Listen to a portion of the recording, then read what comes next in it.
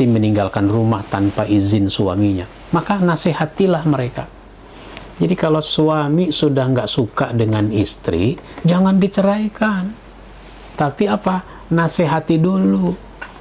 Jika kamu khawatir ada persengketaan antara keduanya, maka kirimlah seorang hakam juru damai. Kalau nggak bisa juga, cari jalan tengah, cari penengah yang bisa mendamaikan.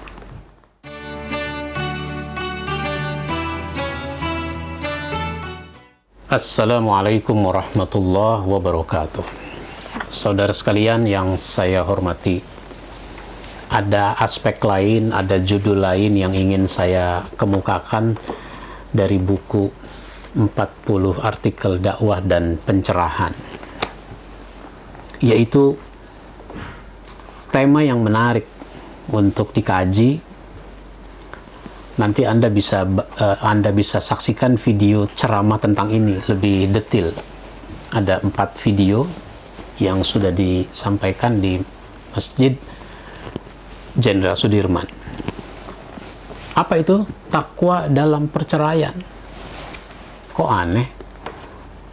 Memang ada yang mengatakan begitu. Aneh.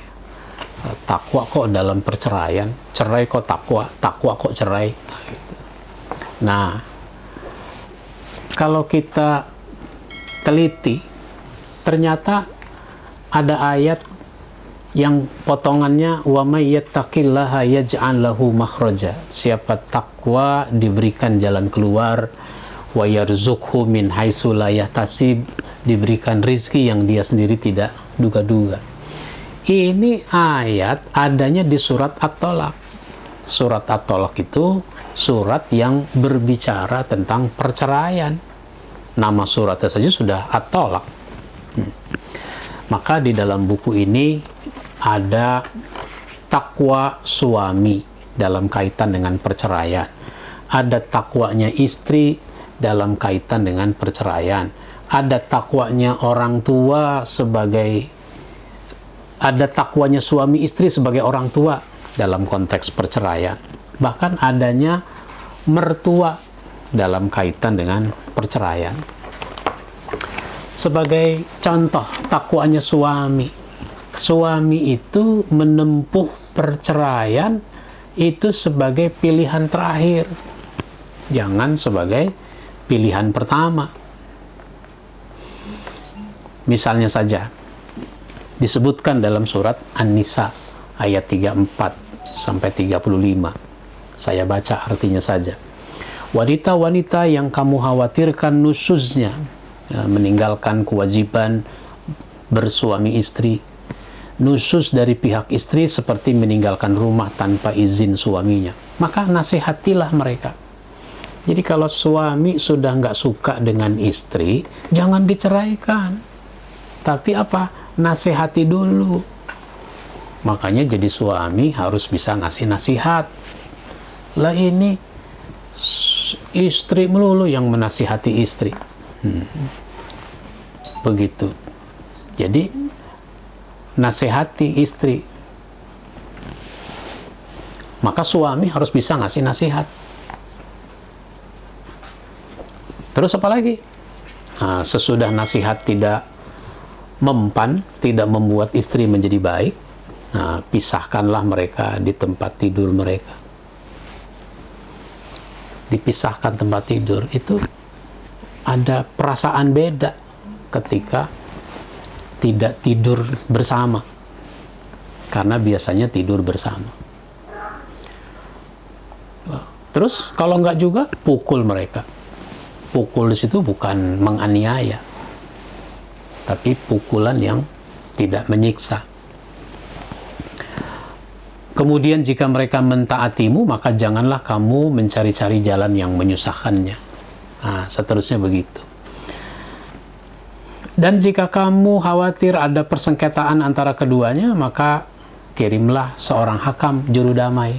Kalau nggak bisa juga, cari jalan tengah, cari penengah yang bisa mendamaikan. Nah, ini contoh, itu takwanya suami. Jadi cerai itu sebagai pilihan terakhir, jangan pilihan pertama. Nah, contoh lain tentang takwanya istri bagaimana? Nah, takwanya istri itu, ini kan tadi poin-poinnya banyak. Takwanya istri itu misalnya tidak menuntut cerai bila tidak memiliki alasan yang dibenarkan. Seorang istri kalau bertakwa dalam kaitan dengan perceraian, dia tidak minta cerai kalau tidak punya alasan. Kenapa, Bu, minta dicerai sama suami? Habis dia udah nggak bisa ngasih makan. Emang kenapa nggak bisa ngasih makan? Dia nggak bisa menafkahi. Ya dia sakit, stroke berat. Udah 3 tahun, 5 tahun. Ya, orang sakit mah jangan dituntut cerai. Dia bukannya tidak mau melaksanakan. Disinilah pentingnya kerjasama suami istri. Jadi takwa. Kalau karena suami sakit lalu minta cerai, itu namanya tidak takwa.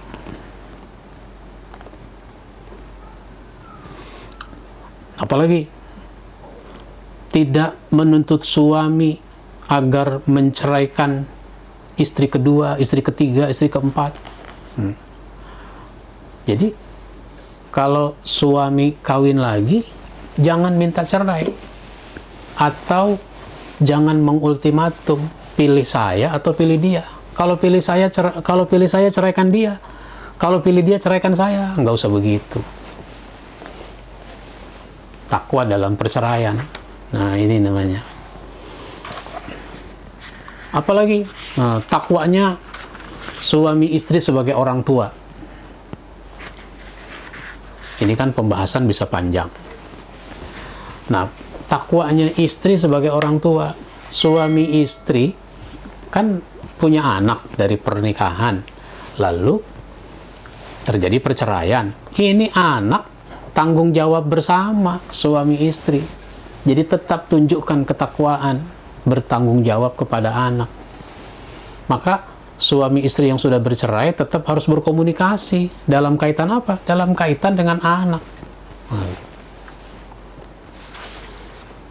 Ini seringkali terjadi putus komunikasi. Akibatnya anak terlantar. Sama kayak guru di sekolah. Bapak ibu guru itu ngomong, bermusyawarah, rapat dalam kaitan dengan murid. Murid itu anak dia apa bukan? Bukan. Guru yang murid bukan anaknya saja mereka bermusyawarah, kenapa suami istri nggak mau bermusyawarah? Hanya karena dia sudah bercerai.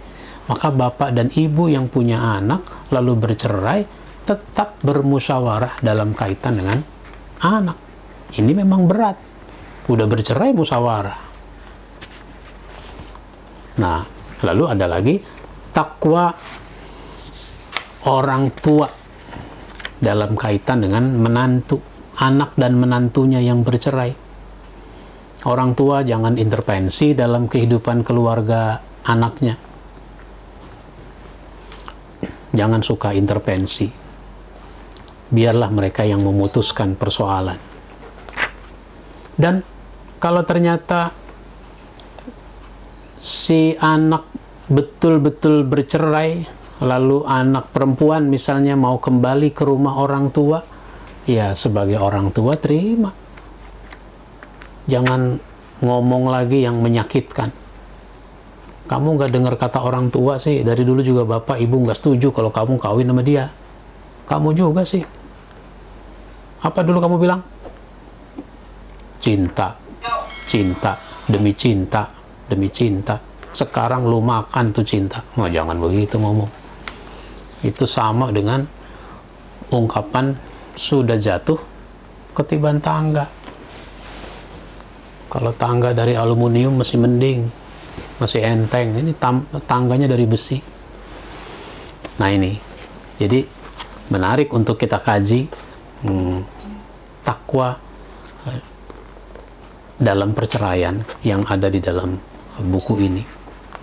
Demikian dari saya, mudah-mudahan bermanfaat. Wassalamualaikum warahmatullahi wabarakatuh.